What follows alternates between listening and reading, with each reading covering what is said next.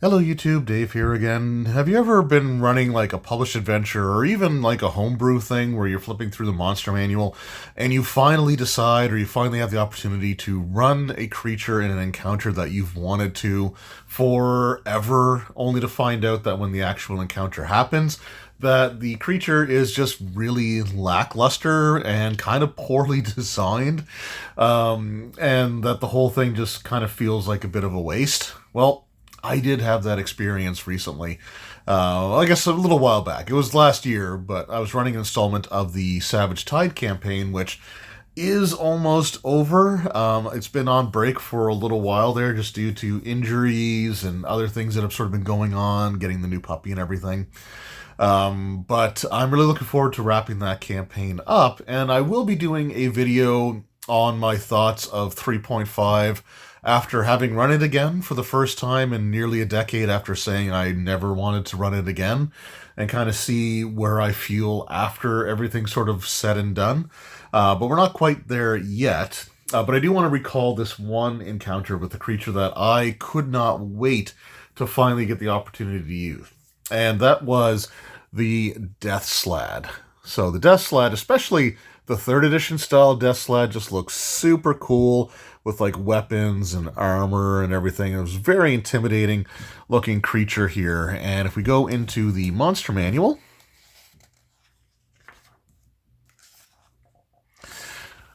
actually opened pretty close to the page that it was on. So again, you kind of see like the really cool Death Slaad, like the mini is like literally just a slightly different pose of the same creature here. This is a monster that I've wanted to use for a very, very long time.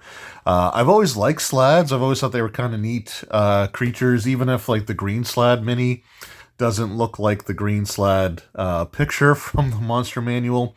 And unfortunately, I don't think I've ever owned any Slaads other than the Death Slaad, which was a rare mini, and the Green Slaads, which I think were uncommon. Yeah, they were uncommon. Somehow I wanted to, but I think I actually had 4 of them at one point. I'm pretty sure I may have traded one away. But yeah, Death Slab was something I was really looking forward to. Now, I was aware that his challenge rating was lower than the parties at that point in time. The characters, I think, were level 16. And this was a CR 13 creature. I did have it summon green slaads, and actually I ended up summoning 3 green slaads. But I was looking through spell-like abilities, and it's like, okay, there should be some really, really cool stuff here. And I was just trying to find, like, typically you look at the ones that are a bit more limited use. So if you look at its spell-like abilities there, the at-will ones are okay. You know, you have some things that they can do, like Fireball, for damage dealing, Magic Circle against Law, so they can get like a bonus on their armor class and saves and things of that nature. But the ones that really interested me were the 3 times per day and the 1 time per day spell-like abilities that they had, particularly Circle of Death. Now, I'm not going to open up the player's handbook, but I did take a screenshot and I will be overlaying it here. And this is where, like, as I was reading the spell, and I will admit part of this is definitely on me for not, like, reading all the spells thoroughly ahead of time, but, there's a lot of stuff that was going on. And, just these things happen. But as I was reading the spell, it kept getting better and better and more interesting until it became a complete and total waste of time. So I was like, all right, it gathers everybody, like everybody was in the room with the green slad or the death slad, so it's going to cast Circle of Death. And I start reading the spell description, and Circle of Death lets you, it's a fortitude save to negate, so it's kind of an all or nothing save. So I knew that was, probably not going to affect too many characters, especially considering that 4 of the 5 players have Fortitude as their good save, because they're either a paladin, a fighter, a barbarian, or a monk. But you roll, the Death Slad gets to roll 1d4 for each caster level, which is caster level 15th, so he was only 1 caster level shy of what the player characters were. So he get to roll 14 or 15d4, and he could effectively terminate that many hit dice worth of creatures. So if he rolled like 2 on each d4, that's still 30 hit dice worth of characters or creatures that he could have destroyed. If he rolled slightly above that, he might have been able to potentially kill a couple of the player characters with that ability. But this is where this is where the Circle of Death ability gets really, really bad and really, really useless. Creatures of 9 hit dice or more are immune to that ability. So, and this kind of brings me to a bigger point about like high-level spells, particularly in 3rd edition D&D, and it might be a preview of my what I thought of 3rd edition after running it for the first time in nearly a decade video. But it was something where the Death Slaad is a CR 13 creature. So for the characters to have less than 9 hit dice, because 9 or above were immune to the effect. So you'd have to have 8 hit dice or less. So that has the creature, the Death Slaad, being challenge rating 5 higher than the party if you were to use it at a point where that ability could potentially actually affect the player characters. And the problem with that is that's almost at the level of like a 1 in 20 encounter where it's basically ridiculously unbalanced to the point where, you know, the players should be running from it. But it's one of like their major abilities that they get. And like, it's just such a weird thing that like it's factored into its challenge rating. It's one of the things that brings it up to that 13 because technically it can wipe, you know, an entire party depending on the circumstances. But it's just like at the point where you're at in the campaign, it can't affect anybody. So it's literally a wasted turn, yet Circle of Death is going to be one of their go-to like opening round type of abilities that they would use. Probably even before they attempt to summon other Slaads. Because you wouldn't want to affect the Slaads that you just summoned, you know, and kill them with your spell. So it's usually like a round 1 sort of gambit, and it's just totally worthless.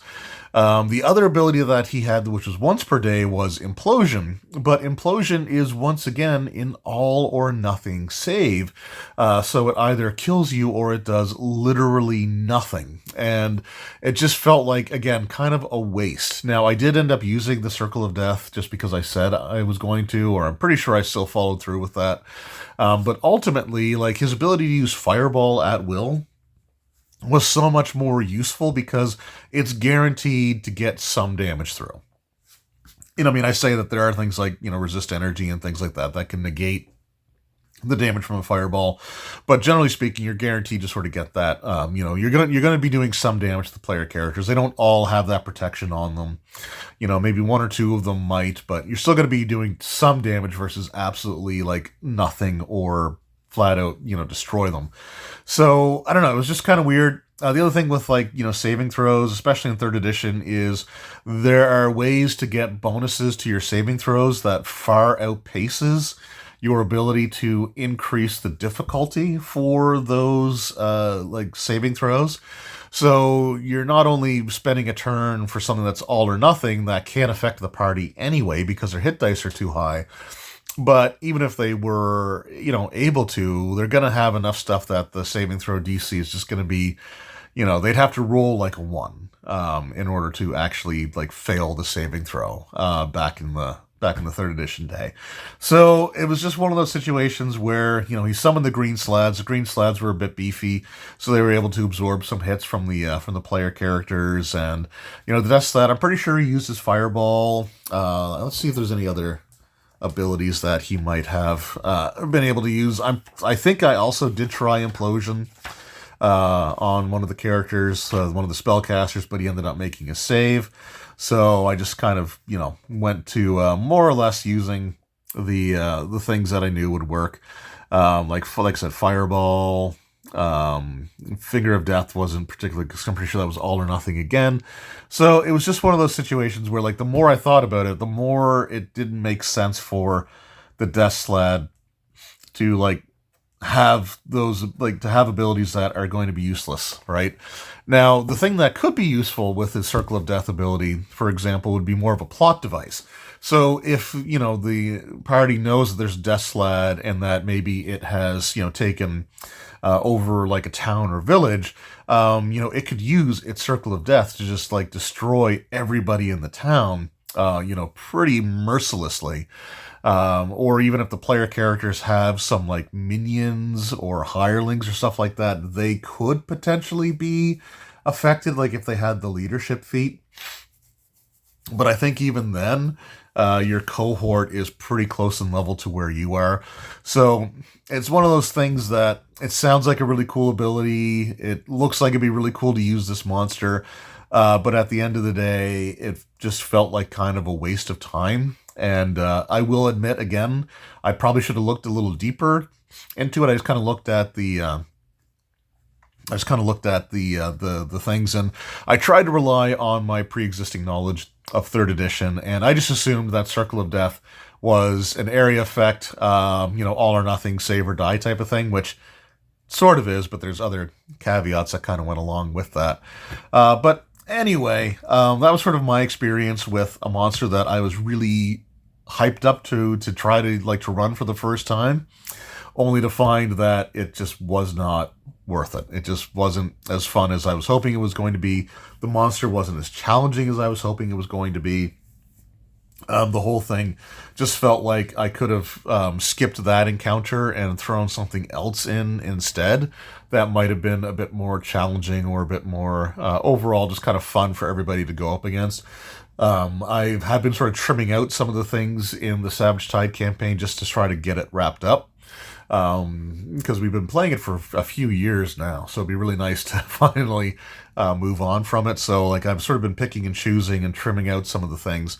But when I saw that there was an encounter with the Death Slaad, it's like, oh, I got to do this. And I don't think I'd ever run a third edition one again, because again, for like his Circle of Death to be useful, the characters had to have been half the level that they were. Now, I mean, I guess if you were to couple that with like the Nabasu and their level drain ability, or their I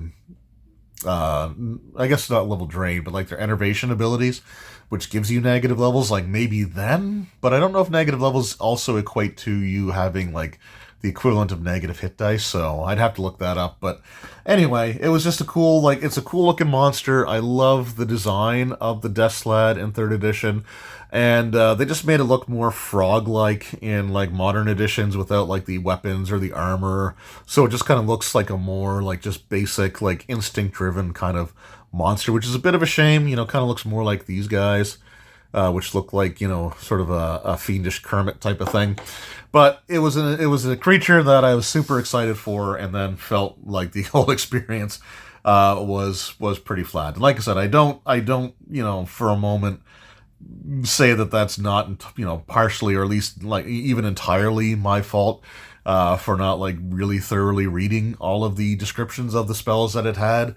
But sometimes it's just the way it goes when you don't have a ton of time to prep because of other things that have been going on in your life. So anyway, that was my experience. Let me know for you guys, were there any monsters that you were really looking forward to using, for the first time, only to have their abilities be completely negated by the player characters, like without any like intentional thought going into it, or just abilities that ultimately were just really underwhelming when you finally got a chance to use them. So thank you very much for your time. I appreciate it. We'll see you in the next one. Until then, take care.